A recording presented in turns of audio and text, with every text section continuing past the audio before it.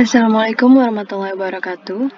We are from group 3 and today we are going to present our material about diglossia, bilingualism and multilingualism. So the members are Amalia Safitri, Jessie Artika and Nurjana. Okay, so the chapter 1 will be presented by Jana. Chapter 1, Background of Problem. There is an assumption that language are objects. Ideally, between these objects there are clear boundaries. This implies that every utterance can be categorized in one particular language. Items that clearly include another language can be accommodated by term borrowed from or slipped in through interference. This assumption can no longer be used because it is unable to discuss form of transfer between languages as a common phenomenon in bilingual society. In addition, the implication is that such behavior forms distraction that reduces the efficiency of the communicative act in which the diversion takes place. A speech community that is close, which is not touched by other speech communities, either because it is far away or because it deliberately doesn't want to have contact with other speech communities, then that speech community will remain a static speech community and remain a monolingual society. Conversely, a speech community that is inclusive in the sense that it has relation with other communities will certainly experience what is called language contact with a linguistic event as a result. These events that may occur are a result of language contact are what in sociolinguistics is called bilingualism, diglossia, multilingualism, code switching, code mixing, interference, integration, convergence, and language shift. Okay, so in this presentation we are going to discuss about what is diglossia, what is bilingualism, and what is multilingualism. Okay, chapter 2, the definition of diglossia, bilingualism, and multilingualism. Diglossia refers to a situation in which two dialects or languages are used by a single language community. In addition to the community's everyday or vernacular language variety level L or low variety, a second highly codified variety level H or high is used in certain situations such as literature, formal education, or other specific settings but not used for ordinary conversation. Jadi diglossia itu merujuk kepada situasi di mana dalam satu bahasa itu terdapat dua dialek atau suatu susunan bahasa yang digunakan dalam situasi-situasi tertentu. Contohnya misalkan bahasa Indonesia formal dan non-formal. Yang formal dilabelkan menjadi bahasa yang high atau tinggi, dan yang non-formal misalkan dilabelkan sebagai low variety. Jadi walaupun satu bahasa, dua bahasa yang non-formal dan formal ini punya fungsi yang berbeda dan digunakan di situasi yang berbeda pula. Yang formal nggak bisa digunakan untuk bahasa misalkan sehari-hari, atau misalkan bahasa non-formal digunakan untuk formal education atau nulis paper dengan bahasa non-formal, kan nggak nyambung gitu ya. Jadi itulah kenapa terdapat fenomena diglossia. And the use of two markedly different varieties of a language in different social situations, such as a formal variety at work and informal variety at home. Jadi dengan adanya diglossia itu juga jadi menandakan yang mana sih yang lagi formal dan yang mana yang informal. Contohnya formal variety itu misalkan di kerjaan, yang formal setting gitu ya, dan informal variety itu contohnya di home, with our family or with our friends, we use the informal way. For example, ada Standard German with Low German. And other examples, in Indonesia there is a difference between written language and spoken language. Dan di bahasa Indonesia sendiri juga terdapat perbedaan di bahasa yang secara dalam tulisan atau secara spoken. In society in which more than one language is used to find out who use what, when, and for what purpose, if you are to be socially competent, your language choices are part of the social identity you claim for yourself. Jadi diklosia ini juga bisa menjadi penanda kayak di society tuh kita tuh terbiasa menggunakan bahasa apa, misalkan kita nggak bisa menempatkan diri kita lagi di formal setting, kita malah pakai informal way. Itu kan terkesan kurang nyambung gitu. Jadi itulah kenapa itu juga bisa menjadi penanda. Your language choices are part of the social identity you claim for yourself. The acquisition of the H dialect is obtained by studying it in informal education, while the dialect or variety of L is obtained from association with family and friends. Jadi, gimana sih cara kita mendapatkan yang formal or informal dari diklosia ini? Biasanya itu kita terpapar dari yang informal tuh kan dari rumah, pembicaraan santai dengan teman atau keluarga. Sedangkan kalau yang formal biasanya kita dapatkan di bangku sekolah, dari formal education atau formal setting, seminar or something else like that. And because the H variety is seen as a prestigious variety, it is not surprising that the standardization is carried out on the L variety through formal codification.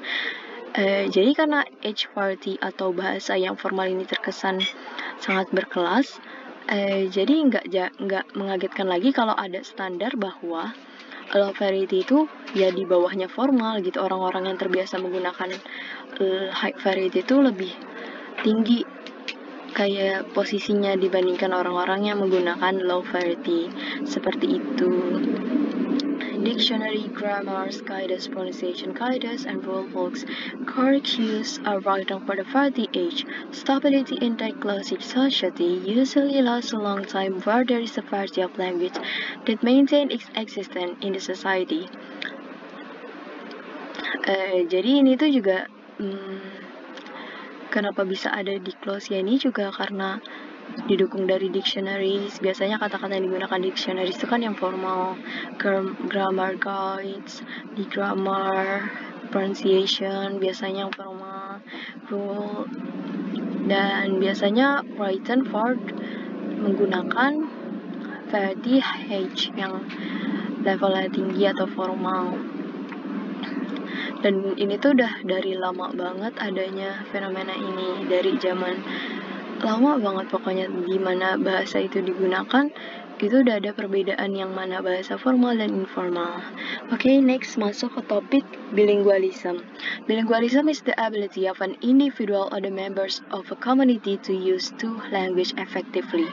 Jadi bilingualism ini orang yang bisa atau mempunyai kemampuan untuk berbahasa, untuk berkomunikasi dengan dua bahasa. Sedangkan multilingualism ini more than two languages. Jadi bedanya di situ. Bilingualism is the ability of an individual of the member of a community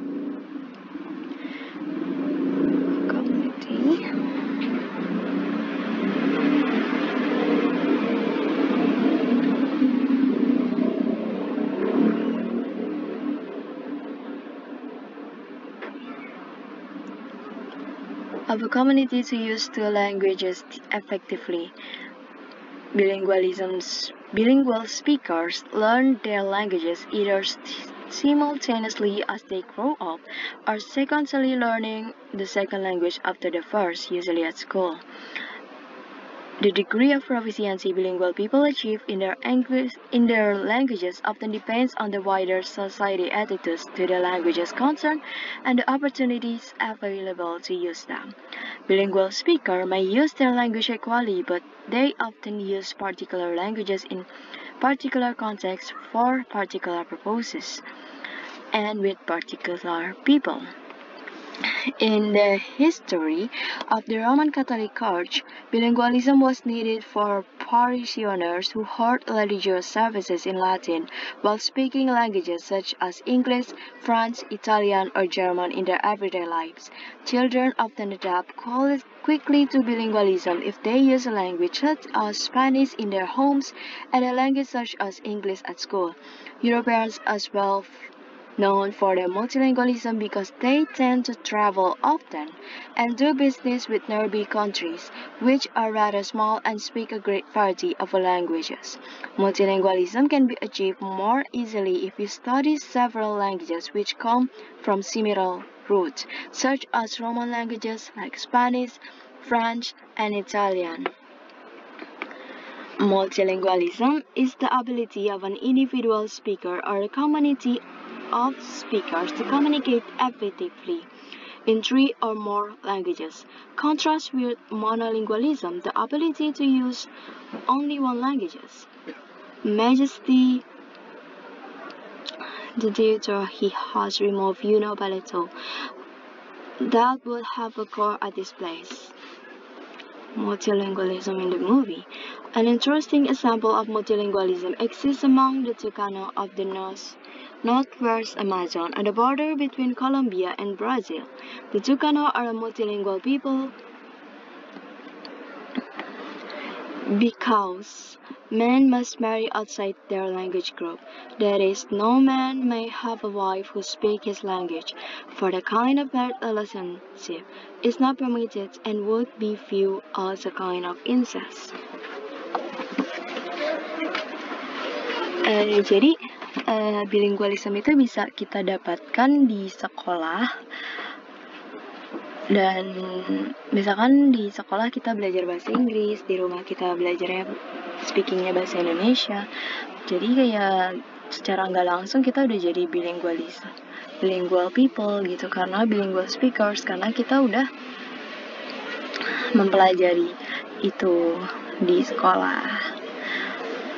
Dan biasanya juga profisiensi bilingual people tuh beda-beda, tergantung seberapa sering dia makai, seberapa sering juga society-nya, lingkungannya makai bahasa tersebut, atau seberapa penting opportunities dia untuk bisa belajar lebih banyak. Bilingual speaker may use their language equally, dan bilingual speaker biasanya juga menggunakan bahasanya tuh di situasi tertentu, di konteks tertentu, dengan tujuan tertentu, dan dengan orang tertentu. Okay, so kalau multilingualism itu kan lebih dari